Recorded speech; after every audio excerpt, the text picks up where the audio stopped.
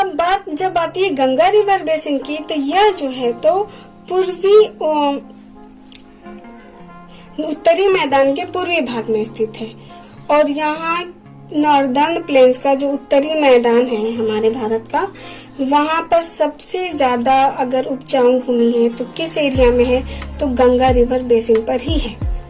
और Ganga river basin जो है, इसमें कौन कौन से राज्य शामिल होते हैं, तो उत्तर प्रदेश, बिहार, नॉर्दर्न झारखंड, वेस्ट बंगाल और यूनियन टेरिटरी ऑफ दिल्ली। जैसा कि हम इसमें देख सकते हैं कि यहाँ पर हमारा क्या हो जाता है, उत्तर प्रदेश के बाद हमारा क्या आता है, बिहार, पश्चिम बंगाल, और यहाँ पे उत्तर प्रदेश के इधर हमारा क्या स्थित है, दिल्ली।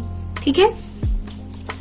द गंगा ओरिजिनेट, जैसा कि हम जानते हैं कि गंगा नदी जो है तो गंगोत्री ग्लेशियर से निकलती है। हिमालय में गंगोत्री ग्लेशियर से निकलती है। और यह थ्रू आउट द ईयर क्या होता है, बर्फ से जमा रहता है, बर्फ से ही यह नदी क्या होती है, कन्वर्ट होती है। It emerges as small stream in the beginning, क्योंकि जैसे कि वो स्टार्टिंग में क्या होता है, बर्फ ही बर्फ होता है, तो उसका जो बहाव होता है बहुत स्लो होता है। ठीक है। इसके बहाव जो धारा होती है बहुत धीमी गति से चलती है स्टार्टिंग में। और जैसा कि यह नदी की है, इस नदी की जो उत्पत्ति कहाँ से होती है, तो भारत में ही होती है। अब इसकी जब जो रफ्तार है वो कब बढ़ती है, it flows down at great speed in the Himalayas where it is joined by the rivers Mandakini, Bhagirathi and Alaknanda. अब इसका बहाव तब तेज होता है जब हिमालय से यह निकलकर जहाँ पर यह जुड़ जाती है अलग नदियों से। वो अलग नदियाँ कौन सी हैं, तो मंदाकिनी, भागीरथी एंड अलकनंदा। जब इनसे ये जुड़ती है तो गंगा नदी की जो स्पीड है वो क्या होती है, बढ़ जाती है। ठीक है। और इस गंगा नदी की जो स्पीड है वो बढ़ जाती है, तो वो अपने साथ क्या करती है, मिट्टी और जो फिर छोटे बड़े कण होते हैं उसको अपने साथ बहा कर ले जाती है।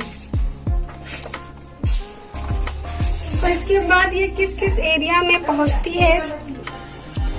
लेकिन जब यह नदी, गंगा नदी, जब फिर हरिद्वार में के मैदान में पहुंचती है, तब इसका जो बहाव का जो धारा होती है, जो स्ट्रीम होती है, वो फिर क्या होती है, डाउन पड़ जाती है, स्लो हो जाती है। जैसे कि गंगा नदी जो है तो समतल एरिया में, मैदानी एरिया में कैसे बहती है, तो पूर्वी साइड की तरफ बहती है। और जब ये यहाँ पर आकर के दूसरी अलग सहायक नदियों से जुड़ती है, घाघरा, गोमती, कोसी एंड गंडक, जब इनसे जुड़ जाती है तो फिर इस नदी the Ganga meets river Yamuna, Ganga नदी यमुना नदी से मिलती है। और जो कि यमुना नदी कहाँ से निकलती है, तो ये भी हिमालय से यमुनोत्री ग्लेशियर से निकलती है। और ये दोनों आकर कहाँ पर मिल जाती है, इलाहाबाद में। और यहाँ पे जब ये गंगा नदी और यमुना नदी मिलती है तो यहाँ पे इनका क्या होता है, संगम। इसे क्या बोलते हैं, संगम। और यह जो यहाँ पे नदियों के किनारे पर, अपने किनारों पर ये जब मिट्टी जो छोड़ देती है, डिपॉजिट करती है, वो मिट्टी क्या होती है, बहुत ही उपजाऊ होती है। जैसे कि हम जानते हैं कि गंगा नदी कहाँ जाकर के गिरती है, और ये जो हमारी गंगा नदी है ये जाकर बंगाल के खाड़ी में गिरती है। गंगा और ब्रह्मपुत्र ये जो दो नदियां हैं, ये बहुत ही अधिक मात्रा में क्या करती हैं, अपने साथ लाए गए जो मलबा होता है, मिट्टी होती है, सेडिमेंट्स, उसको बहुत ज्यादा मात्रा में लाकर वो बंगाल की खाड़ी में पहुंचने से पहले उसके माउथ पे, ठीक है, उसके फ्रंट पे एकदम ला करके छोड़ देती है। It form the world's largest river delta called the Sundarbans, और यह जो है संसार का सबसे सुंदर डेल्टा वन बनाता है, गंगा और ब्रह्मपुत्र। अब हम बात करते हैं ब्रह्मपुत्र रिवर बेसिन की। सतलुज बेसिन हमारा हो गया, गंगा रिवर बेसिन हो गया। अब हम किसकी बात करेंगे, द ब्रह्मपुत्र बेसिन।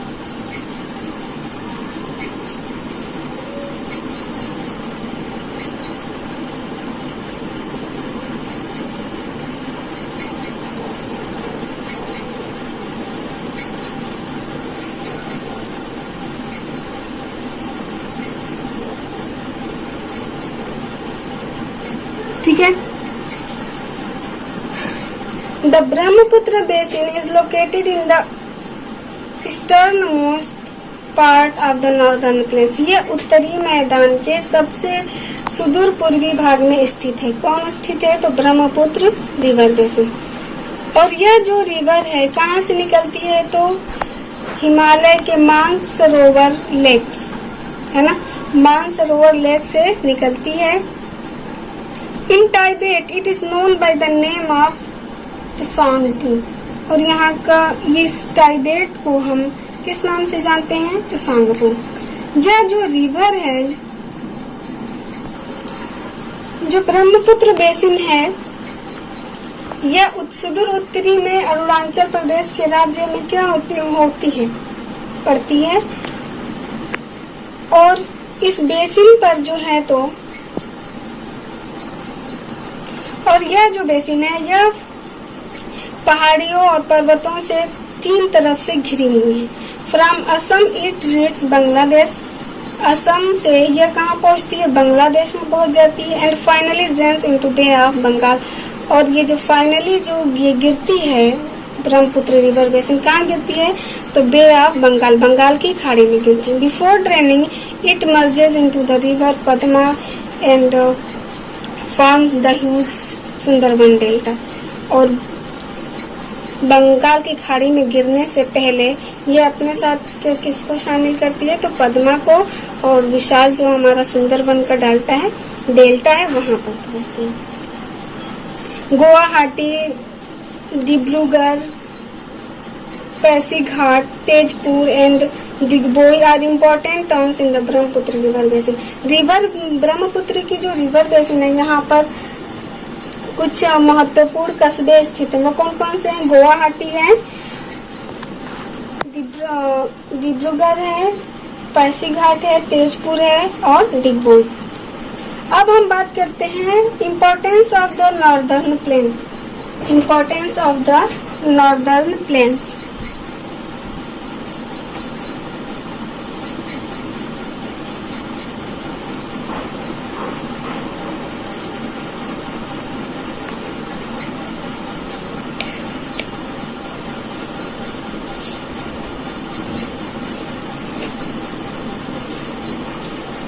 उत्तरी मैदान का जो महत्वपूर्ण इसके जो इम्पोर्टेंस के बारे में बताया गया है, तो ये हर तरीके से हमारे लिए बहुत ही महत्वपूर्ण है।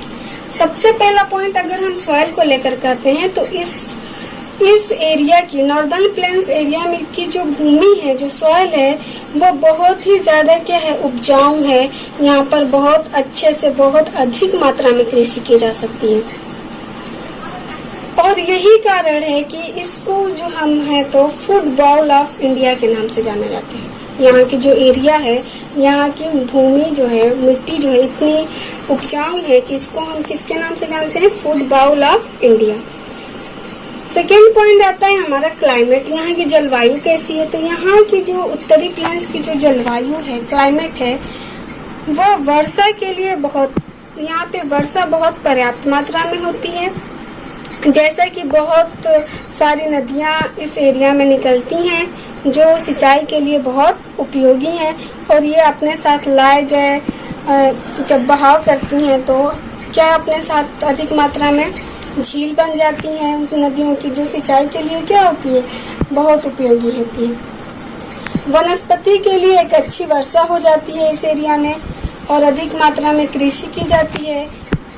The climate of the northern plains is very cold in winter and very hot in summer. जाड़े के दिन में यहाँ पे बहुत ज्यादा ठंडक पड़ती है और गर्मी के दिन में बहुत ज्यादा गर्मी पड़ती है। और जो नॉर्दर्न प्लेन्स की जो लोकेलिटी है हमारी, कहाँ से कहाँ तक है? यहाँ से लेकर यहाँ तक है, और फिर यहाँ से लेकर के यहाँ तक है। Ideal for human settlement. अब इस पॉइंट ऑफ व्यू से अगर हम देखते हैं, since the plains are flat and level land, they are ideal for human settlements. They are densely populated because the land is highly fertile and more suitable for human. यहाँ पे जो लोगों की जो संख्या है वो बहुत ज्यादा है इस एरिया में, नॉर्दर्न प्लेन्स पे, क्योंकि यहाँ की जो भूमि है वो अधिक मात्रा में बहुत ज्यादा उपजाऊ है और मानव जरूरत के लिए यह मैदान जो है, यह जो एरिया है, क्षेत्र है, वो बहुत क्या है, सुटेबल है। बहुत अधिक मात्रा में इस एरिया में क्या पाए जाते हैं, शहर पाए जाते हैं, नदियां पाई जाती हैं। नदियों के किनारे पे कई सारे शहर भी स्थित हैं। जैसे हम देख लें, गोमती नदी पर लखनऊ स्थित है, आगरा, यमुना नदी पे आगरा स्थित है, फॉर एग्जाम्पल अगर हम देखते हैं तो। फोर्थ पॉइंट पे अगर हम बात करते हैं तो इंडस्ट्रीज एंड इंडस्ट्रियल टाउन, बहुत अधिक मात्रा पे इस एरिया में इंडस्ट्री पाई जाती है, जहाँ पे लोग अधिक मात्रा में आते हैं, काम करते हैं, अपना जीवन यापन चलाते हैं। इसमें बहुत सारे खनन भी होते हैं, मटेरियल्स भी पाए जाते हैं, जैसे iron, steel, jute, leather, textiles, ठीक है। इसके अलावा यहाँ पे बहुत सारे उद्योग धंधे किए जाते हैं, जैसे सीमेंट उद्योग हो गया। इसके अलावा हम देखते हैं transport and communication. Since the land is even, transportation and communication is easy. This plain has a complex network of railways and roads. यहाँ का जो एरिया में जो यातायात के साधन है वो बहुत आसानी से और बहुत अच्छे से है। This plain has a complex network of railways and roads. Ganga is our most sacred river but its water is getting polluted. Ganga नदी जो हमारी है वो क्या है, मोस्ट सेक्रेड, बहुत ही पवित्र नदी मानी गई है। इसके पानी को बहुत पवित्र माना जाता है। हिंदू धर्म में पूजा पाठ के लिए बहुत यूज किया जाता है। लेकिन अब वह पानी क्या हो गया, बहुत ज्यादा दूषित हो रहा है, क्योंकि बहुत सारे इंडस्ट्री से, कल कारखानों से जो गंदगियां निकलती हैं वो सब कहाँ आके गिरती हैं, तो गंगा नदी में गिरती हैं, जिससे पानी क्या हो रहा है, दूषित हो रहा है। लोग जो है तो अपने जानवरों को ले जाकर वहीं पे नहलाने लगते हैं, खुद नहाते हैं, धोते हैं, कूड़ा करकट वहाँ पे इकट्ठा करते हैं। तो इस तरीके से जो गंगा नदी की जो पवित्रता है अब वो क्या हो रही है, पोल्यूटेड हो रही है। The government of India has launch the Ganga action plan to clean the river. हमारी जो भारत की जो सरकार है उसने एक प्लान लॉन्च किया है, गंगा एक्शन प्लान, जो नदी को क्या रखेगी, साफ रखेगी। It has also made a law to prevent people and industries from polluting the Ganga water. और यह क्या, इस लॉ के अंतर्गत इसमें ऐसा नियम बनाया गया है कि लोगों को और इंडस्ट्रीज को गंगा नदी को गंदा करने से, पोल्यूटेड करने से रोके। एंड हमारी भी रिस्पॉन्सिबिलिटी बनती है कि हम उसके बारे में सोचें। जब वह नदी हमारे लिए इतनी उपयोगी है, पवित्र भी है, पूजा के लिए, पूजा पाठ में भी उसका कुछ बहुत ही इम्पोर्टेंट रोल होता है, तो ये हमारी रिस्पॉन्सिबिलिटी है कि हम उसको साफ रखें। तो we must cooperate with the government in keeping the river water clean and safe for human use. तो ये हमारी रिस्पॉन्सिबिलिटी है कि हम सरकार के साथ अपना सहयोग दें और जो हमारी नदी है उसके पानी को साफ रखें, ताकि यह मानव के लिए उपयोगी हो। Not just Ganga, we must make efforts to keep all river clean. सिर्फ गंगा की बात नहीं है, पूरी नदियों को ही हमें साफ रखने का प्रयास करना चाहिए। तो ये तो हमने पढ़ा आज के वीडियो में the stretch of northern plains and the importance of northern plains. I hope you understand.